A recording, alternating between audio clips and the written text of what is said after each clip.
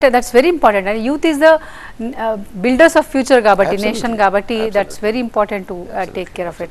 Ante inta Revanth Reddy garu actually 24 hours pan chestunna ante is he sleeping or not annadi endukante the very first day nunchi meer annatuga rendu rojullo oka adhikarni niyamincham tarvata unnadi set right cheyam annadi ante oka plan tone vachinattu. He is not sitting and thinking today. He's already thought and implementing. Absolutely, absolutely. He's an excellent administrator. He's an excellent administrator. I'm telling you. Mark my points. Mark my words. Ee rendu moodu rojulu kaadu meer chusedi. This is only very simple. Oka roju sabalo unnaru. He is going to give an excellent government and he has done his homework. He has done. Yeah, looks so. Let us be very honest. Looks so. Ninnati address. Revanth Reddy address. Look at the maturity, the choice of words, what is chosen. Every single word. Prajavani కార్యక్రమం పెట్టాడు. ప్రజావాణి కార్యక్రమంలో మాకు పెద్ద ఎక్కువ issues ఏమొచ్చాయి చెప్పండి, భూమికి సంబంధించిన issues. Ma'am another feudalistic mind set మీరు అర్థం చేసుకోండి. ధరణిలో ఈ కాస్తు చేసేటటువంటి వాళ్ళ పేరు లేపి పడేశాడు. దట్స్ కాల్డ్ సోలాఖానా అంటారు తెలంగాణలో. సోలాఖానా అంటే కాలమ్ నెంబర్ 16. ది కౌలుదారు పేరు ఉంటుందండి. The person who is cultivating అనుభవదారుని పేరు ఉంటుంది. ఆ అనుభవదారుని పేరు తీసి పడేసాడు. దానివల్ల జరిగినటువంటి పెద్ద నష్టం గరీబోళ్ళకి ఏంటంటే, ఏదో 100 సంవత్సరాల కింద ఒక పట్టేదారు ఉంటాడు. ఆ పట్టేదారు వీళ్ళకి భూమి ఇచ్చేస్తాడు. ఊళ్ళో జరిగేది ఏంటంటే, వీళ్ళు పెద్దగా చదువుకున్న వాళ్ళు కాదు కాబట్టి రిజిస్ట్రేషన్స్ మ్యూటేషన్స్ అవన్నీ చేసుకోకుండా ఒక పేపర్ మీద రాసేసుకుంటాం.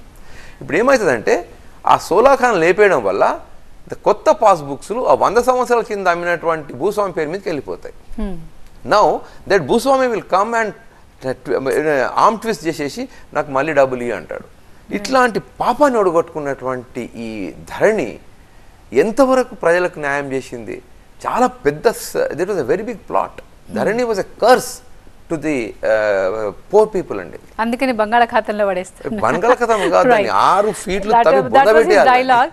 శ్రీధర్ ఉన్నారు న్యూ జెర్సీ నుంచి మీతో మాట్లాడడానికి. శ్రీధర్ గారు. యా శ్రీధర్ మాట్లాడండి. నమస్తే సార్. ఇప్పుడు నమస్కారం అండి.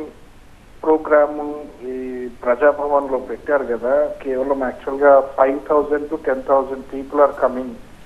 సో ఒక సజెషన్ సార్, నియోజకవర్గ స్థాయిలో MLA and also the government staff including collector or MRO MDO ఇలాగ ప్రభుత్వ యంత్రాంగం నెలకు ఒక్కసారైనా ఈ ప్రజావాణి కార్యక్రమం నియోజకవర్గ స్థాయిలో చేయగలిగితే public all the way Hyderabad వరకు అన్ని జిల్లాల నుంచి వచ్చి ఒక 10,000 మంది ఒకే రోజు రావటం వల్ల కూడా వాళ్ళ ప్రాబ్లమ్స్ నిజంగా సార్ట్ అవుట్ అవుతాయా అంటే, ప్రాబ్లమ్స్ తీసుకుంటున్నారు కానీ వాటిని థరోగా ఫాలో అప్ చేసి కంప్లీట్ సార్ట్ అవుట్ చేసి రిజల్యూషన్ చేసే విధంగా చేయడం కూడా ప్రభుత్వానికి ఒక పెద్ద ఛాలెంజ్. కాబట్టి నియోజకవర్గ స్థాయిలో ఈ కార్యక్రమాన్ని చేపట్టగలిగినా కూడా అంటే హైదరాబాద్ లో ప్రజావాణి కంటిన్యూ అవుతూ నియోజకవర్గ స్థాయిలో MLA and also government staff focused గా అట్లీస్ట్ మంత్లీ వన్స్ ఈ ప్రోగ్రామ్ టేకప్ చేస్తే కూడా ఏ నియోజకవర్గంలో ఉన్న సమస్యలు ఆ కాన్స్టిట్యుయెన్సీ లో తీరుస్తూ ఫాలో అప్ చేస్తూ గవర్నమెంట్ స్టాఫ్ కూడా ఇమీడియట్ గా రెస్పాండ్ అయ్యేటట్టుగా ఇది మొత్తం స్ట్రీమ్ లైన్ చేస్తే ఇంకా బాగుంటుందేమో సార్. కాంగ్రెస్ పార్టీకి కూడా చాలా గొప్ప పేరు వస్తుంది. స్టేట్ లెవెల్లో కూడా ఏంటంటే ఎక్కడికక్కడ ప్రాబ్లమ్స్ గవర్నమెంట్ తీసుకొని ఆ జిల్లా స్థాయిలో ఆ నియోజకవర్గ స్థాయిలో ప్రభుత్వం ఇమీడియట్ గా రెక్టిఫై చేసి రెస్పాండ్ అయ్యే రకంగా బాగుంటుందేమో. దాని గురించి ఏమంటారు? తప్పకుండా ఆల్రెడీ మాకు ఇన్స్ట్రక్షన్స్ వచ్చినాయి. వీఆర్ సపోజ్ టు అంటే మేము we're going to conduct 2 monthly మన ప్రజావాణి కార్యక్రమాల్లాగా ప్రతి నియోజకవర్గంలో మేము అది కండక్ట్ చేయబోతున్నామండి. అయితే దీంట్లో ఒక ఇంపార్టెంట్ పాయింట్ మనం మేము అర్థం చేసుకోవాలంటే, ద వే పీపుల్ 10,000 మంది 15,000 మంది వచ్చినారంటే వాళ్ళకు ఉన్నటువంటి ఆ బాధ, వాళ్ళకు ఉన్నటువంటి ఆ ఇష్యూస్ గురించి అర్థం చేసుకోండి మీరు. ఇన్ని సంవత్సరాల వరకు గవర్నమెంట్ 10 సంవత్సరాల నుంచి కబంధ హస్తాలతోని వాళ్ళు పరిపాలించినటువంటి ప్రజలకు ఒకసారి విముక్తి కలిగి, అరే మా కష్టాలను అత్యున్నత స్థాయి రాష్ట్ర ముఖ్యమంత్రి అండి, రాష్ట్ర ముఖ్యమంత్రి దగ్గర పోయి చెప్పించుకోవాల్సినటువంటి అంతకంటే పెద్ద అవకాశం ఎక్కడ ఉంటుంది? So you can understand what kind of oppression the people of Telangana have gone through for the past 9.5 to 10 years. That is the symbolic. Definitely దీన్ని స్ట్రీమ్లైన్ చేస్తాం, దీన్ని క్షేత్రస్థాయికి తీసుకెళ్తాం. ఖచ్చితంగా నియోజకవర్గ స్థాయిలో ఇట్లాంటి కార్యక్రమాలు మాకు చేయాలి, నిర్వర్తించాలి అని చెప్పేసి నెలకు ఒకసారి కాదు, నెలకు 2 సార్లు చేయడానికి మేము సిద్ధంగా ఉన్నాం. దానికి ప్రణాళికలు సిద్ధం చేసుకుంటున్నాం. రైట్. ధీరజ్ ఉన్నారు కెనడా నుంచి, ఆల్ ద వే కెనడా నుంచి శ్రీ ధీరజ్ గారు. Hello. Hi sir. Yeah Dheeraj. So I have a question about Pharma City. Pharma City. Oh yes, please go ahead. Yeah. So I'm just wondering, sir, like we got so much clearance these many days for the Pharma City, and it is now in a big vein for all the people, right? So what is the reason why you're moving this Pharma City to a different location after we got so much of clearance and time and effort spent on this? Yeah. See, the previous government, whatever development they have brought in, their basic agenda was to do a real estate business. It was not the government was not committed. The government was not really keen on making sure that Pharma City comes into being and the activity starts. They just wanted to sell some lands and make money. But we will look into this as a new government, and we will make sure that whatever the government has committed in the form of Pharma City, that will be delivered, and we will also make sure that a thriving business happens there in the Pharma City. Right. Lakshmikant garu, ఇప్పుడు మీరు అంటే already the welfare is started, but if I ask you what is the bare need of Telangana people today to start with? మీరు అంటే ఇప్పుడు Mahalakshmi start అయిపోయింది, next gas గురించి కూడా people are actually asking. So what is the right the hour of need?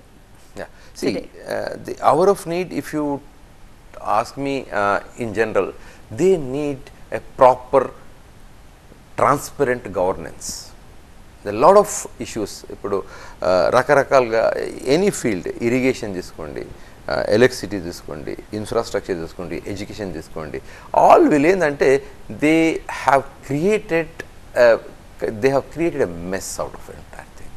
So ప్రతి ఒక్క వ్యక్తి ఏంటంటే సరైనటువంటి లీడర్షిప్ కావాలి, సరైనటువంటి గవర్నెన్స్ కావాలి. సో రేవంత్ రెడ్డి గారు ఈరోజు ముఖ్యమంత్రిగా రావడం వల్ల ప్రజలలో ఒక రకమైనటువంటి ఆశ వచ్చింది. దే స్టార్టెడ్ థింకింగ్, ఒక హోప్ క్రియేట్ అయింది. So therefore with that hope we're going to make sure that the proper governance is given, the systems are rectified. So ప్రజలకు సరైనటువంటి పాలన మేము అందించగలిగినామంటే ఇక మిగిలినన్ని దాని మీదకి బేస్ చేసేసుకొని వెల్ఫేర్ స్కీమ్స్ మేము ఇంప్లిమెంట్ చేయడానికి అవకాశం ఉంది. సో ఆ భరోసా, that hope is the need of the hour. Hope is the need of hour. Right. Suresh గారు వెలింగ్టన్ నుంచి. సురేష్ గారు. హాయ్ అండి, నేను సురేష్ అండి. యా, మాట్లాడండి. యా హాయ్ లక్ష్మీకాంతరావు గారు. హాయ్ సురేష్ గారు. యా, సో సార్ నేను నల్గొండ జిల్లా నార్కట్పల్లి సార్. సో నేను ప్రస్తుతానికి వచ్చేసి నేను విల్మింగ్టన్ లో ఉంటాను సార్. నాది ఒక చిన్న సలహా సార్ కాంగ్రెస్ గవర్నమెంట్ కు. సో ప్రస్తుతానికి వచ్చేసి మనము రకరకాల ఇన్సూరెన్సెస్ ప్రొవైడ్ చేస్తున్నాం కదా సార్, పేదవారికి, వైట్ రేషన్ ఉన్న వారికి. సో రకరకాల ఇన్సూరెన్సెస్ అంటే 10 lakhs అని చెప్పేసి, రైతులకు 10 lakhs అని చెప్పేసి రకరకాలుగా ఇన్సూరెన్సెస్ ప్రొవైడ్ చేస్తున్నాము. సో నేను ఒక లైవ్ ఎగ్జాంపుల్ చెప్తా సార్. సో ఇన్సూరెన్సెస్ ప్రొవైడ్ చేసిన తర్వాత అతనికి ఒకవేళ కనుక అన్ఎక్స్పెక్టెడ్గా హార్ట్ సర్జరీ జరిగినా, ఏది జరిగినా అంటే 4 lakhs 5 lakhs ఇలా ఖర్చు అవుతుంది కదా సార్. సో దానికంటే ముందే మనము ఒక డయాగ్నోసిస్ అంటే సంవత్సరంలో ప్రతి ఒక్క రైతుకి ఎవరైతే తెల్ల రేషన్ కార్డులు ఉంటారో వాళ్ళందరికీ మనకు ఈ డయాగ్నోసిస్కి అది కనుక మ్యాండేట్ చేసామనుకోండి. Good idea. రైట్.